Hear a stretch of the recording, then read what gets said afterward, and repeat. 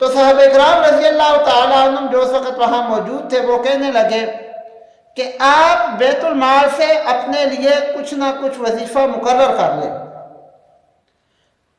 حضرت ابوبکر صدیق رضی اللہ تعالیٰ عنہ اس پر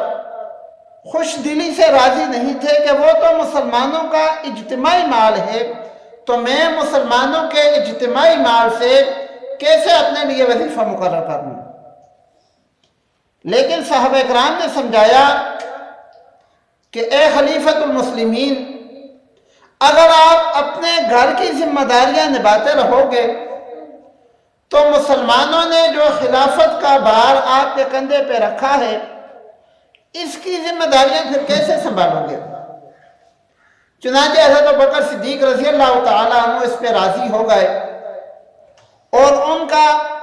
ایک ماہانہ وظیفہ، مشاعرہ، تنخواہ کچھ بھی کہہ رہے ہیں وہ جاری ہو گئی۔ ایک مشہور واقعہ ہے، کتب کے اندر آپ نے پڑھا بھی ہوگا، سنا بھی ہوگا کہ ایک دفعہ ان کے گھر میں خلیفہ بننے کے بعد کوئی میٹھی چیز بنی تو بکر صدیق رضی اللہ تعالیٰ عنہ پوچھنے لگے کہ بھائی یہ جو آپ نے میٹھی چیز بنائی ہے تو یہ کہاں سے آئی ہے؟ آپ کی جو زوجہ محترمہ تھی وہ فرمانے لگیں کہ خلیفۃ المسلمین، بات یہ ہے کہ ہمیں جو بیت المال سے وظیفہ ملتا تھا اس میں سے میں تھوڑے تھوڑے پیسے نکال کے رکھتی رہی، آج اتنے پیسے اکٹھے ہو گئے کہ ہماری ایک میٹھی ڈش تیار ہو سکتی تھی، اس لیے میں نے یہ میٹھی ڈش تیار کر لی۔ حضرت ابوبکر صدیق رضی اللہ تعالیٰ عنہ کہنے لگے اچھا ٹھیک ہے۔ جو بیت المال پہ بندہ مقرر تھا اس کو بلایا اور بلا کر کہنے لگے کہ ہمارے گھر کا خرچہ اتنے پیسوں سے چل سکتا ہے، یہ جو پیسے بچا بچا کے میری بیوی نے میٹھی ڈش بنائی ہے یہ خرچہ آئندہ سے آپ ہمیں مسلمانوں کے مال سے نہ دیا کرو، یہ مسلمانوں کا مال ہے، ہمارا میٹھی ڈش کھانے کا مال نہیں ہے، اس لیے اتنا مال یا اتنا وظیفہ میرا کم کر دو۔ یہ مسلمانوں کے پہلے خلیفہ تھے اور ان کا یہ کردار تھا۔ جب حضرت ابوبکر صدیق رضی اللہ تعالیٰ عنہ خلیفہ بنے اس وقت مدینہ منورہ پر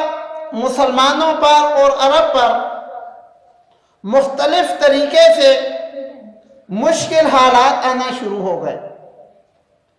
پہلے نمبر پر جو مشکل حالات تھے وہ یہ تھے کہ جو نو مسلم تھے یا دور دراز کے رہنے والے مسلمان تھے، جب انہوں نے یہ سمجھا کہ تاجدار مدینہ صلی اللہ علیہ وآلہ وسلم اس دنیا سے کوچ کر گئے ہیں تو وہ اسلام سے پھرنے لگے۔ جو خلیفہ ہوتا ہے، جو حاکم وقت ہوتا ہے، اس کی یہ ذمہ داری ہوتی ہے کہ جان کی بھی، جو اس کی مملکت ہے اس کی جان کی بھی حفاظت کرے، اس کے مال کی بھی حفاظت کرے اور اس کے ایمان کی بھی حفاظت کرے۔